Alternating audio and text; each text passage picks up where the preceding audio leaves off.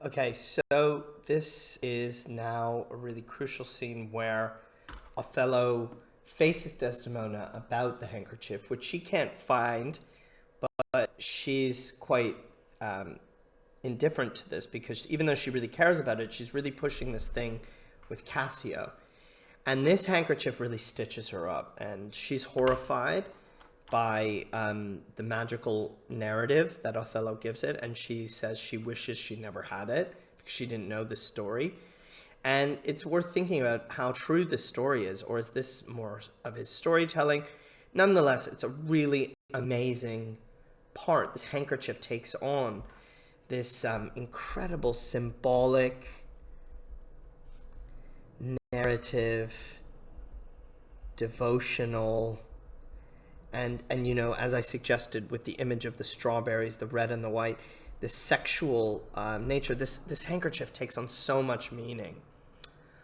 This is a fault. That handkerchief did an Egyptian to my... Oh, and also AO3, and, you know, this idea of the Orient and Islam and, you know, magic and all this from this other world. Here we have Egypt. To my mother gave. She was a charmer and could almost read the thoughts of people. She told her, while she kept it, 'twould make her amiable and subdue my father. So the magic keeps man interested entirely to her love. But if she lost it or made a gift of it, that's crucial, my father's eye should hold her loathed, and his spirit should hunt new fancies. Okay, so hate. So if you give it away, you're hated. But this one's really interested. Hunt new fantasies, new fancies. Meaning cheat on her, but actually it demands what are Othello's fantasies? What are they? For vengeance, for his public image? I don't know. And what are these things? She, dying, gave it to me and bid me, when my fate would have me wive, to give it her. I did so, and take heed on it. Make it a darling like your precious eye. Amelia said she kissed it, talked to it, but now he's telling her, he's ordering her to do this. To lose it or give it away were such perdition as nothing else could match. It's like a crime, a holy crime almost, that nothing else could match. It's true, there's magic in the web of it. Now, it's important to understand there is no magic. There's no magic in this play. This isn't Macbeth. This isn't Hamlet. There's no magic in this play. So what is this magic if not narrative and stories? A Sibyl that had numbered in the world the sun to course 200 compasses, in her prophetic fury sowed the work. Some kind of witch. The wormwood hallowed that did breed the silk, and it was dyed in mummy, which the skillful conserved of maidens' hearts. This magical, oriental, mythic kind of thing which keeps men honest, she can't find it. And Iago's got it, and he's going to plant it and use it. Now that it's become a story for Othello. It takes on its own force in a way.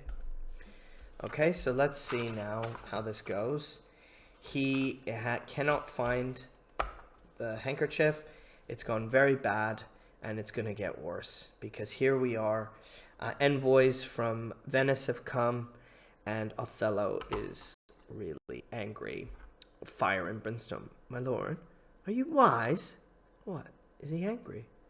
Maybe the letter moved him, for as I think they do command him home, deputing Cassio in his government. So he has to go back to Venice, okay?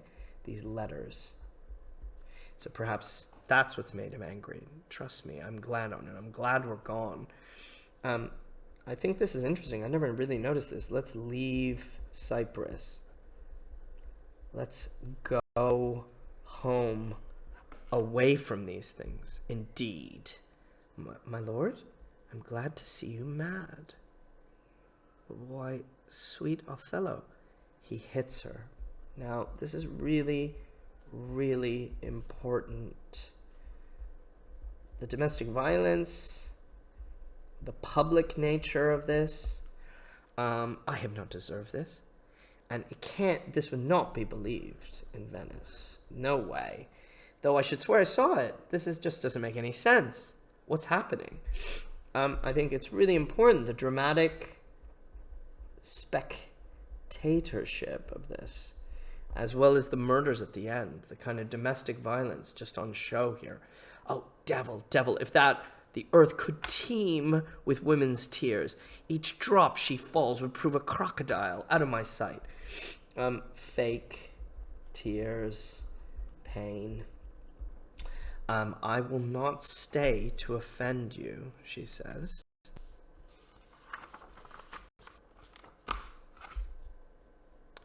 Truly an obedient lady. I beseech your lordship, call her back. So, she's a good woman. Obedient, quiet, devoted. This makes her tragic here. Kind of like Cordelia, but some students I have just really find her really just audaciously annoying. That she doesn't fight back, she doesn't say anything. Mistress, my lord, what would you with her, sir? So Ludovico kind of marks how great she is, and she takes it, and he goes, okay, what do you want with her? Who, me, lord? Ah, yeah. So he pimps her, treats her like a prostitute, degrading her. You do wish that I would make her turn? Sir, she can turn and turn. You want to see her whole body, but I think metaphor here is she can lie, she can... You go on and turn again. She can weep, sir, weep. She's obedient, as you say, obedient. Very obedient. She does whatever you want. Whatever you want. So gross. His language has become so perverse. Proceed you in your tears. Concerning this, sir, well-painted passion. This is now a little bit of Hamlet, almost like faked, painted, makeup, pretend. I'm commanded home. Get you away. I'll send for you anon. Sir, I obey the mandate and will return to Venice. Hence, avaunt. Cassio shall have my place. And, sir, tonight I do entreat that we may sup together. You are welcome, sir, to Cyprus. Goats and monkeys. This sexual, animal language from Iago has gone in him. Here now, everything has double meanings. Cassio will stay here, but he'll have my place, will he? In Cyprus, but also metaphorically, Desdemona in love. So you see just a complete degradation of language, violence, not being aware, not caring how people see him. He's gone. Privately, it gets worse. He keeps coming at her. My lord, what is your will? Come here. What is your pleasure? Let me see your eyes. Look me in the face. This is just very tragic. This close and intimate reading. What they were so good at, these two, this indirect love, this way they spoke to each other. Now he can't see. He can't read. What's wrong? What horrible fantasy is this? I understand. What's up? What are you doing? Looking for? You can't see guilt. You can't see these things. I understand a fury, but not the words.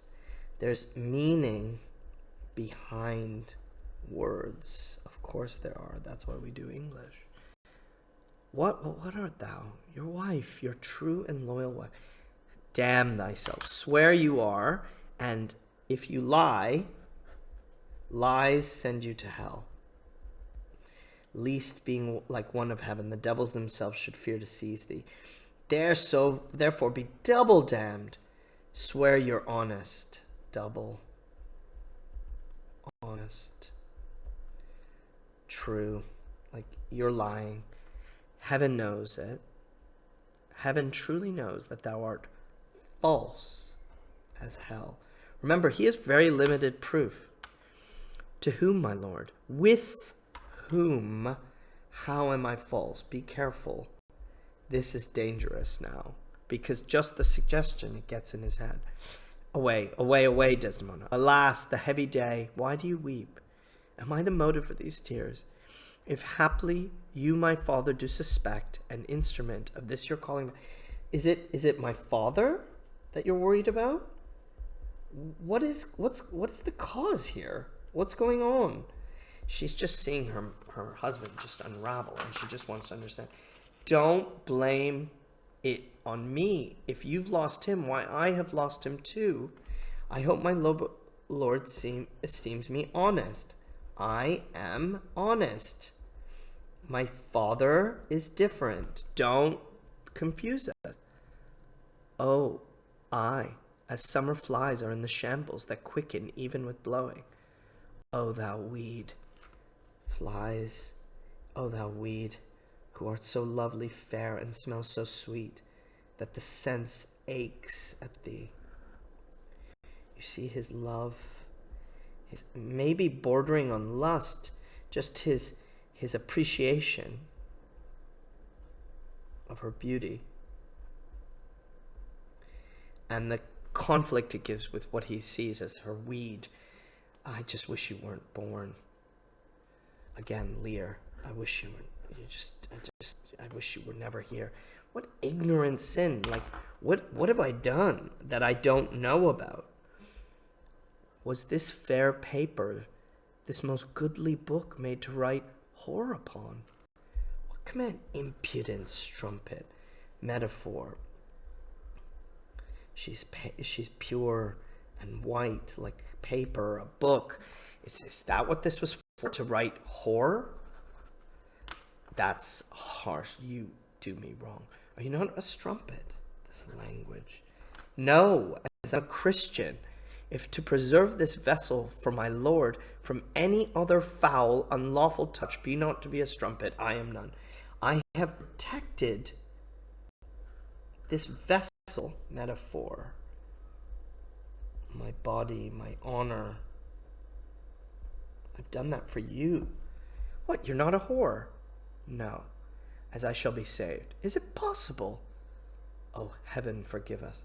Oh, cry mercy then. I took you for that cunning whore of Venice that married with Othello. Now, this is third person again, right? Again, it makes me think this narrative obsession he has. He's in a story, and he's a character called Othello, and she is the cunning whore of Venice. And he can't shake it. Nothing she can say can make it okay. Maybe, possibly the only thing that can make it is this handkerchief. But with this handkerchief gone now, Iago has fully got him wrapped up in it, and has got him believing that no matter what she says, in fact, the more she protests, the more she confirms that she is a whore, that she's disloyal, and that she eventually has to die.